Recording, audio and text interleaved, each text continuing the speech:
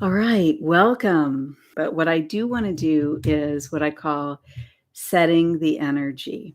We can get a little grounded, we can get connected with God, with your own soul. And from my perspective, I like to do this when I talk about energy.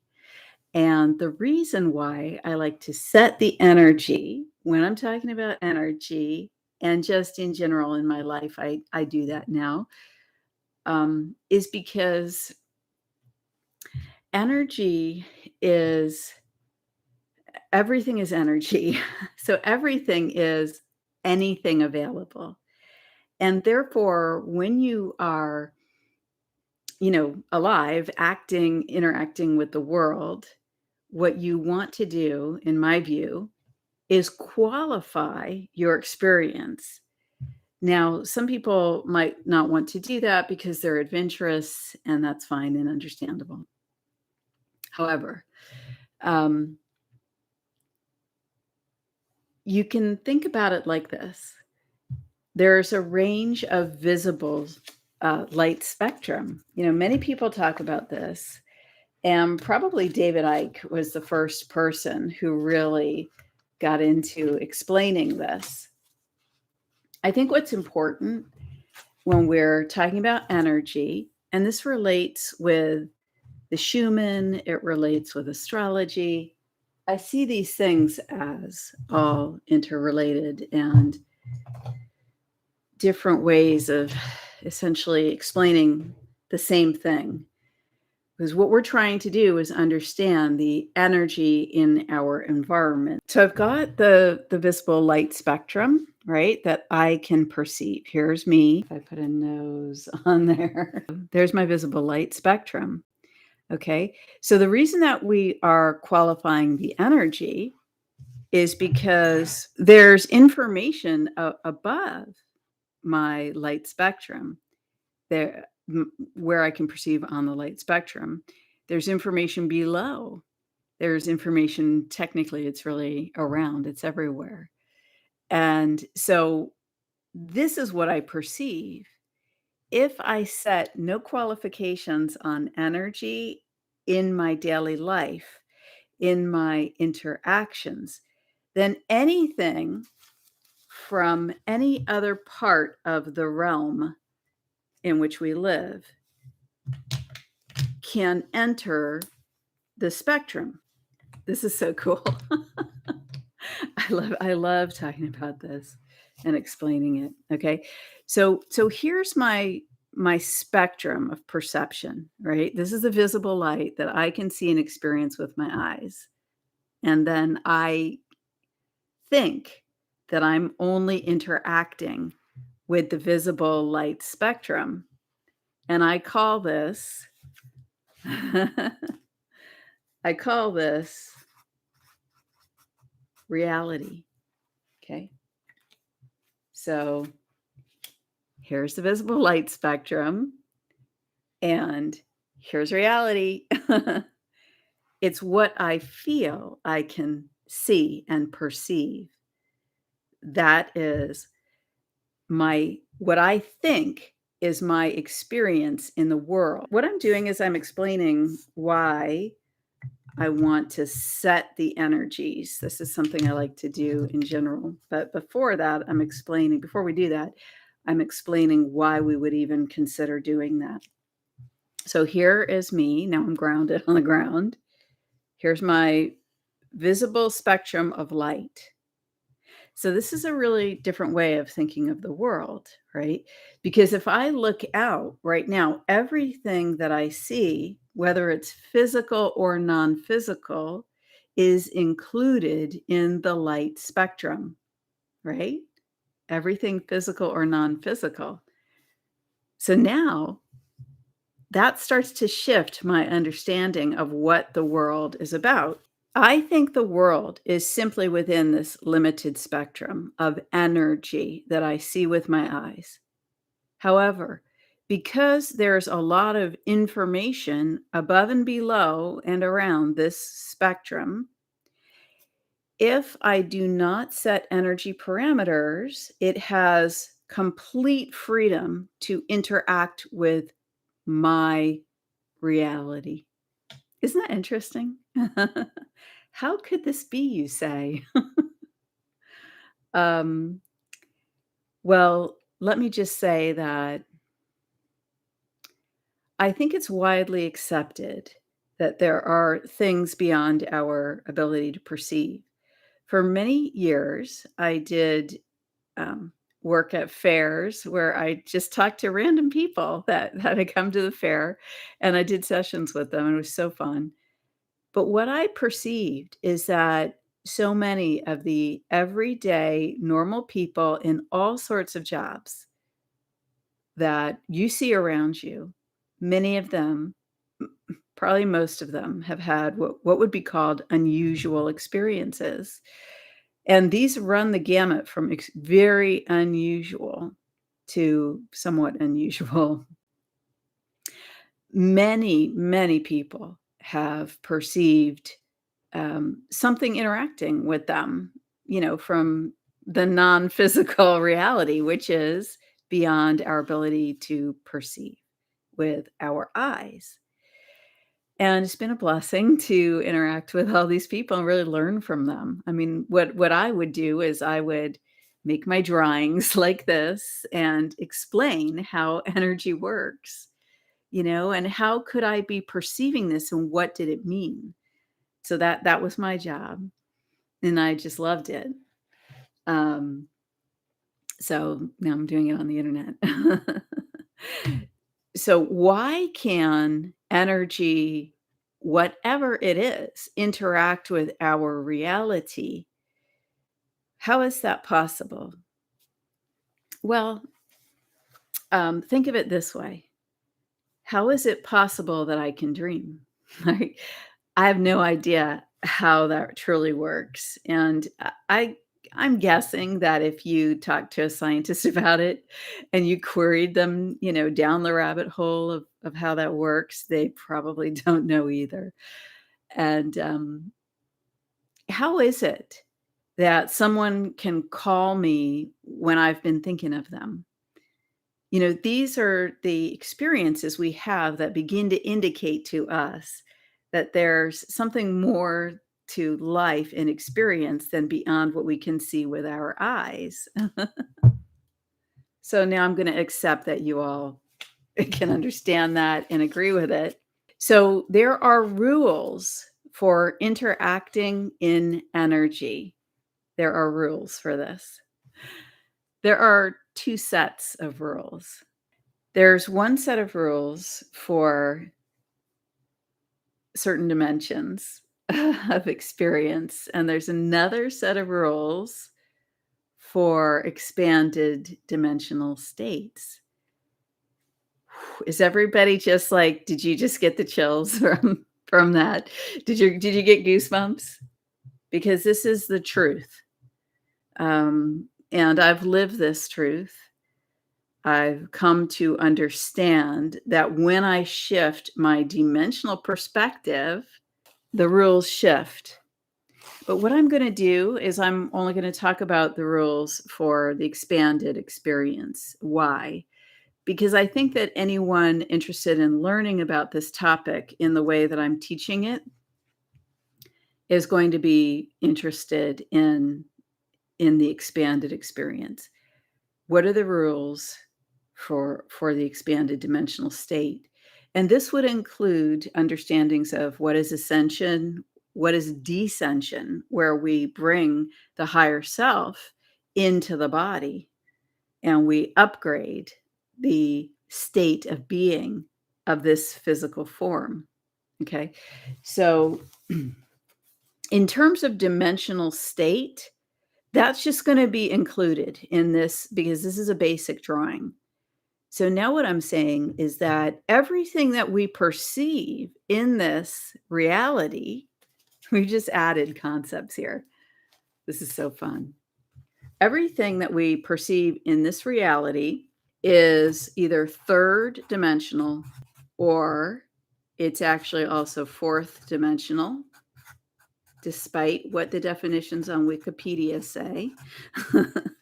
And to a certain extent, it's second dimensional.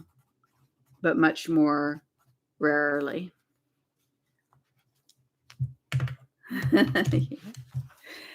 It's very exciting. It's very, very exciting. Okay, so this is the window of perception here. Okay, now the expanded state of being.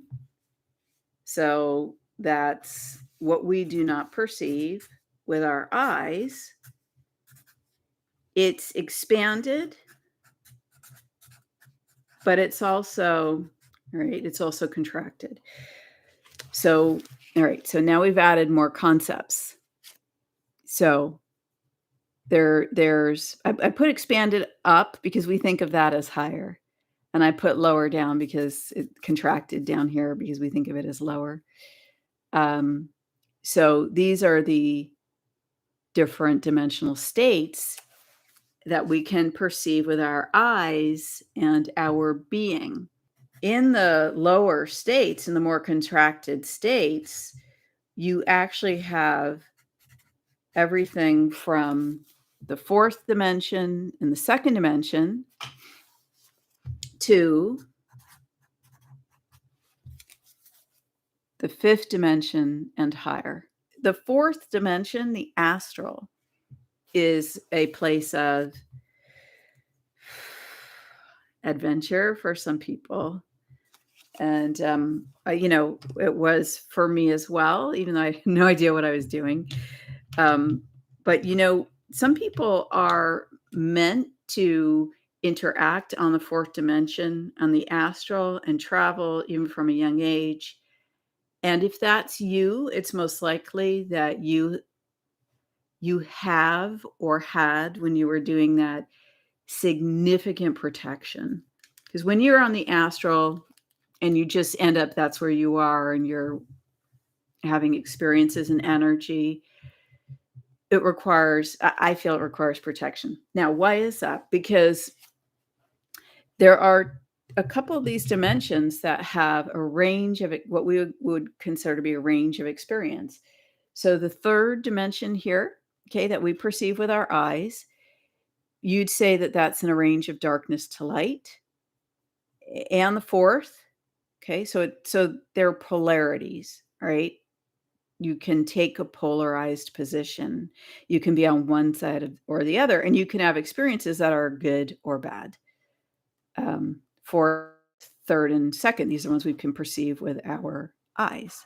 Okay, so when you're in an expanded state, a fifth dimensional plus state, it's a different experience because it's an experience of wholeness.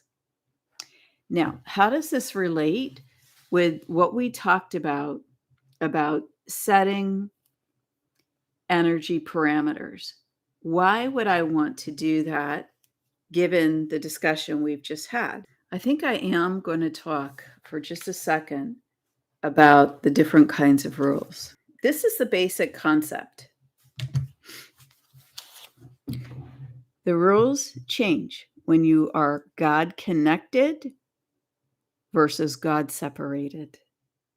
Okay, so if you don't believe in God, or you believe in God, but you have lost connection, then there's one set of rules. And if you believe in God and you can embody that, or you wish to have a closer connection, there becomes a second set of rules. Now, God's rules, the God connected rules, are always in effect. They are essentially what are called divine principles. But the way that we interact with divine principles depends on our level of consciousness. Okay, divine principles. So essentially, when we are separated from God, we're not even able to really get the concept of divine principles, or we don't understand it, or we don't know how to do it, or we haven't been exposed to the idea. We don't know how to live in a way that connects us with the divinity that we are. So what I want to say is, when I'm talking about God, I'm talking about the source of your soul. I'm talking about the Most High, the creator of the universe, the I am that I am, the all that is, the creator of all that is. So just to be clear, I'm talking about, the source of your soul, the highest at the highest levels of soul, right? The essence, the living flame of the spark of God that you are, the living flame of the creator alive within the human form. This is the soul. This is what the soul is. Now, this is different than the matrix. We can talk about that another day because I have something I want to write up about that in terms of the human energy field and how there's an interrelation there. So I clarify what God is and who I am talking about because number one, there's false idols. Number two, there's people who put something else as God, consciously or unconsciously. I was having a conversation about this earlier, you know, but I don't want to get into that right now. And then number three, there's people who put a different God as God. And, this is the dark God or, the God that is followed by the forces of darkness, however one would describe that. And the thing is that because we live in a very confusing environment, sometimes people might be talking about God, but they don't mean the God that you talk about. And that's why I always want to clarify what I'm speaking of and why, because I'm defining my energy parameters going back to this drawing. And why would I do that? Because it's important to explain, what I'm recommending or what I'm asserting, right? In this whole big spectrum of what is energy about. The only way that we can really start to have these conversations is if we start to create definitions. If we start to try to describe and to describe what we're speaking of, because this has been taken from us. Our understanding of the non-physical has been disallowed, right? In the past. But that's in the past. So let's just move forward. We don't need to go on about it. I think all of us could understand that many of these topics were taboo or didn't even exist, some years ago.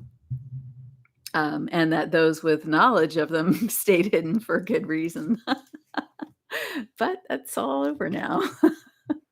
At least for me it is. It depends what reality you're in, I guess. All right, so last point here. Why would we set energy parameters? Because it's a divine principle. Okay, so when I talk about rules, I'm talking about God-connected divine principles as well as I can perceive them as a living human being. Okay, so doing the best that I can. Yeah. And when someone who's separated from these awakens and rises to consciousness or has the inner desire to connect with God, they automatically flip to accessing God's rules for our reality. Why would I talk about this when I'm talking about something that's data oriented or has scientific principles behind it? For example, we're going to talk about the Schumann resonance in a minute. Because there's no separation between God's creation and the stuff that we measure. Whether it's non-physical energy or it's the fact that there's stars in the sky or a sun that emits energy and we can measure those things. Just because it fits in a scientific category doesn't mean it doesn't have divinity in it. In fact, how I proceed in my understanding is that every single thing and every being, no matter where they are on the light spectrum, is of divinity. And I have found that that works very well. I have tested all of these theories and really been blessed with the non-physical experiences to come to these conclusions. Now, that wasn't easy, but I guess I like adventure too in my own way. Okay, hold on. Let me just move this for a second. I want it to be out in shadow. Okay. All right. So here's the last point of why we would set energy parameters. Because divine law states that you have free will in your experience. That's one of the divine principles, as most of us know. And it includes in the non-physical and related to other realms of light, which are truly part of our realm, but we don't know it until we come to consciousness about it. So your ability to enact free will choices relates to your body. It relates to how you live your life. It relates to your energy field, and it relates to what you choose to interact with in the physical and non-physical. It truly is that impactful, that meaningful. It really, really is. It's very exciting. It's very exciting to be able to teach this. And the reason why is as we come to a greater understanding of this chart, the dominion you can have over your entire life expands greatly. It's truly something, okay? So what I'm trying to say is that you can create your reality. If everything is frequency, right? Like Nikola Tesla said, we all like to quote this, but do we know that we can use this in our daily lives? Of course we can. We just haven't gained the understanding yet, but this is what I'm here to teach you or to begin to show because I don't know, I don't know how much I can get to in 1 hour. But I'm truly talking about when you clarify your energy parameters for yourself, it really matters for yourself. Now, I go through it very consciously in the creation. When I make a creation where others possibly could be involved, I make it for myself, but there are times when I'm guided to put it into energy consciously, to put it into the collective energy around us, which is where we get into this human resonance.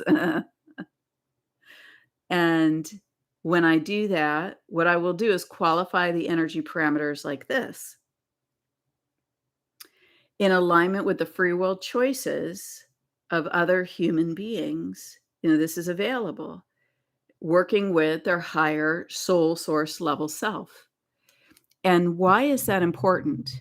Because it's available in the field without constraint of time when I qualify like that. Why? Because I am using God's rules. Constraint of time is in separation from God.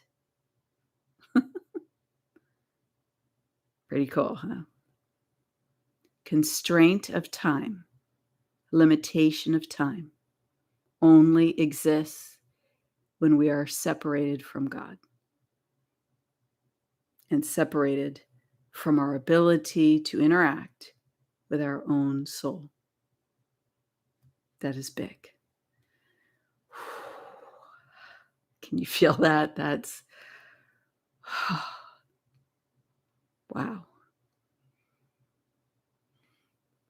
What does that mean?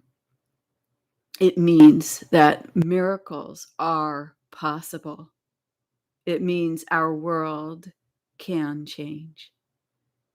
It means I can change my life if I desire that. It means I can qualify what happens in my life experience. Because what happens is when you move to the level of God's rules, when you move to the level of working at divine principle, then anything is possible. Anything is possible. So here's what I want to explain to you.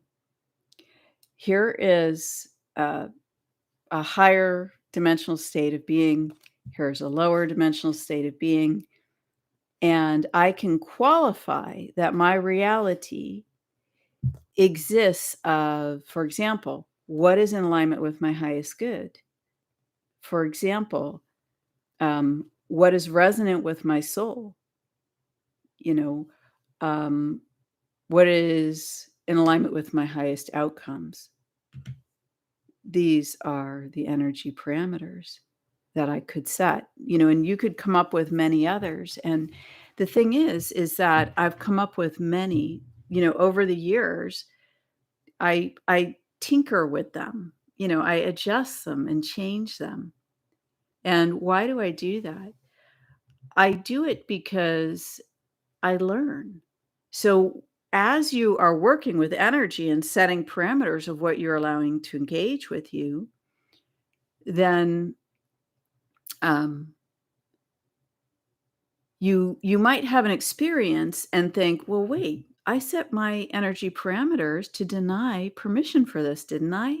And then when you check over your energy parameters, you'll find that, oh, well, I didn't realize that when I stated the words this way, it allowed this or that. And so what I want to say is that angels and God's rules, right? Angels and the spiritual rules and divine principles. There's kind of like the need to very closely look at what are my words, what are my thoughts, what am I intending when I make a statement about what I will or will not engage with, because angels are like lawyers. That's what I that's what I like to say. Angel talk is like talking to a lawyer. I mean, if you've ever talked to a lawyer, you know what I mean. It can be very if you're a woo-woo girl like me, it can be kind of annoying because they're very, very exact and specific. And I'm like, but I feel this thing. I don't know how to describe it. Um, and that's probably why it might take practice to adjust your energy parameters. So you see, what happens is when you consciously set parameters, I now deny entry for unless it matches my parameters. Okay.